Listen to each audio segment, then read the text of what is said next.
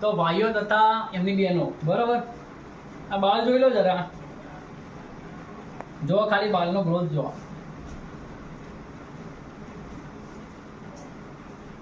શું લાગે તમારા બાલ કોઈ દાડા આવા થશે? નહીં થાય. કેમ નહીં થાય? કેમ કે તમે મારા વાળું તેલ જ નહીં વાપરતા. જોવું હોય હું કયું તેલ વાપરું અને હું શું કરું બાલમાં તો તમને બતાવું. જોઈ લો, એકદમ ઘાટા કાળા અને ઘણા બાલ આવા કરવા હોય તો ચલો હું તમને બતાવું. તો ભાઈ આપણે લઈશું પહેલા 500 ગ્રામ તેલ. એ બી કયું? કોપરેલ નારિયેળનું તેલ, એકદમ પ્યોર, મિલાવટ વાળું નહીં. 250 ગ્રામ દિવેલ એરંડીનું તેલ, અને આ બી ઓરિજિનલ હો, મિલાવટ વાળું નહીં. 19-20 સેટ બી ના ચાલે. પછી આને ભાઈ ગરમ કરવાનો સમય આવી ગયો. આને આપણે પેલા ગેસ તો અડવા જ પડશે, આ તો ભૂલી જ ગયા.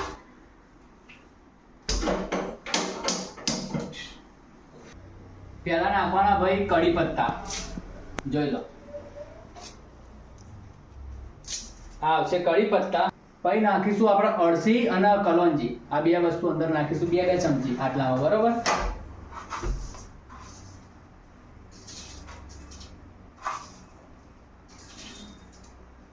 મારે એકમાં ઓછું પડેલું, હા એટલે આટલું.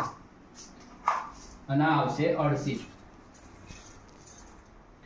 કલોંજી આપણે નાખી, હવે અળસી. ઓકે, પછી આપણે નાખીશું રોઝમેરી.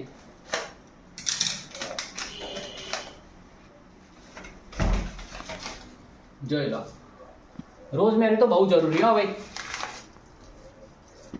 આ મેં મંગાવ્યું તું મીઠો ભાઈ, અડધું નાખવાનું, અડધાનું હું પાણી બનાવીશ. પછી આપણે લેવાનું ગુલાબના પત્તા, બરાબર, એ બી આપણે નાખી દઈશું અડધા, બરાબર. પછી આપણે નાખીશું ભૃંગરાજ, એ આપણી શ્રદ્ધા પ્રમાણે, શ્રદ્ધા પ્રમાણે, સ્વાદ પ્રમાણે. જો કે આમાં તો શેનો સ્વાદ લગાવવાનો માથામાં. પછી હશે આપણા પાસે સિકાકાઈ, સિકાકાઈ નાખીશું,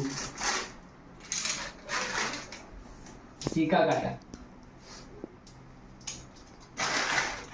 પછી લઈશું આપણા આંબળા, બાળ માટે જોરદાર.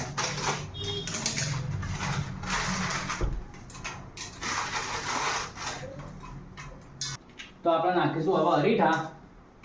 જોઈ લો, અરીઠા તો યાર તોડી નાખવા પડે. આ નીકળે અરીઠાનો બીજ, બીજ અરીઠાનો બીજ, રામાપીરની બીજ નહીં, અરીઠાનો બીજ. અને આખી બીજા અરીઠા.